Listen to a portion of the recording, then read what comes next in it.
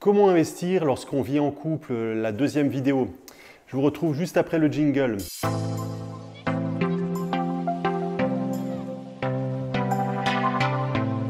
Bonjour, je suis Eric, investisseur immobilier depuis 2003 et dans cette vidéo, je vais vous parler de l'investissement lorsqu'on vit en couple, l'investissement immobilier lorsqu'on vit en couple.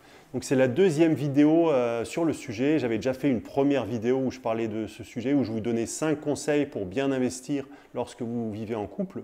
Et je voulais compléter un petit peu cette première vidéo en rajoutant quelques informations et surtout suite au message de David qui me posait une question sur le sujet. Restez bien jusqu'à la fin de la vidéo.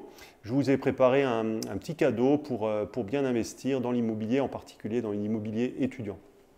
Alors, donc j'ai reçu un message de David, qui est une personne qui est abonnée à la chaîne, et qui me dit Salut Eric, aurais-tu un conseil pour convaincre ma partenaire d'investir car nous n'avons pas les mêmes projets?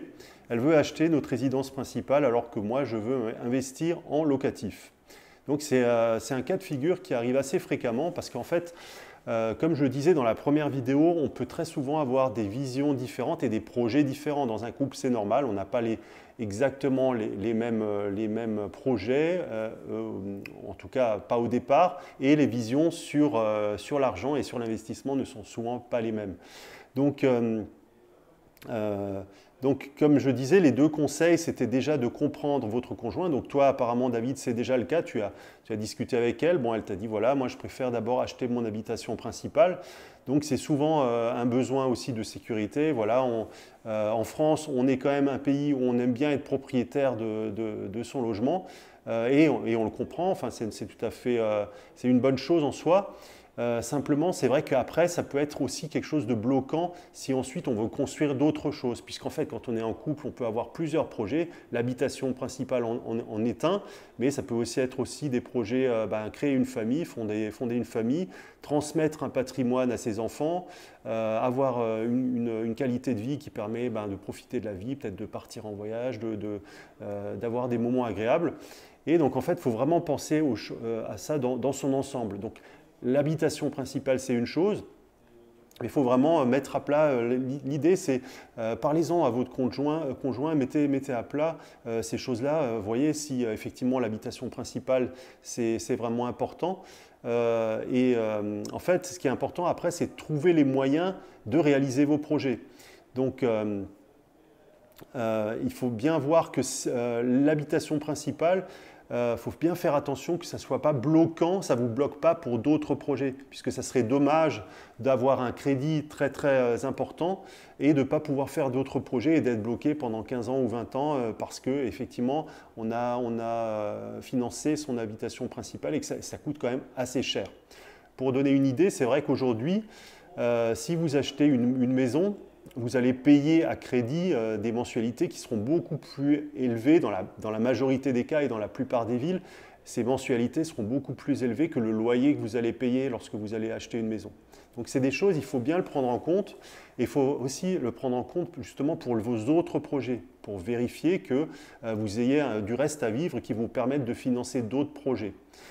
Et pour revenir à l'immobilier, en fait, l'immobilier, c'est un levier, c'est un moyen qui vous permet d'avoir plus de capacités financières et qui vous permet de réaliser donc plus de projets. Donc ça va également vous permettre d'acheter peut-être plus tard votre habitation principale.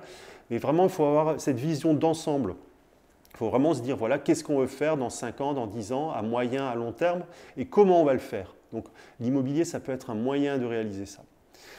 Ensuite, David, tu me disais, voilà, moi je t'avais fait une petite réponse, mais tu m'as dit, voilà, nous avons une petite fille et j'aimerais vraiment qu'on ait un avenir meilleur et profiter de la vie. Donc ça, c'est vraiment un point important parce que, étant parent, c'est une chose que tu peux dire à ta conjointe. Et en fait, souvent, on peut avoir des leviers ou des projets qui sont plus pertinents. Par exemple, moi je sais qu'au départ, dans mon couple, ce qui m'intéressait, c'est d'avoir des revenus supplémentaires, mais ma femme, elle, était plus sensible au côté transmission aux enfants. Donc c'est important de parler des deux, et souvent, il y a quelque chose qui va être plus pertinent pour votre conjoint que pour vous. mais vraiment, voyez ce qui est important, quels sont ces objectifs, ces projets à moyen, à long terme. Donc, voilà, c'était des choses desquelles je voulais parler en complément à la première vidéo que j'avais faite sur le sujet d'investir lorsqu'on vit en couple. Voilà.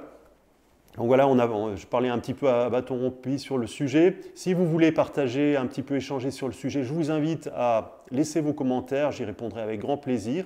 Et je vous ai préparé le guide des 10 habitudes pour investir dans l'immobilier étudiant. Vous pouvez le télécharger en cliquant quelque part en haut de cette vidéo. Il y a un petit i qui s'affiche normalement, ou alors dans l'espace description de la vidéo, en dessous de la vidéo.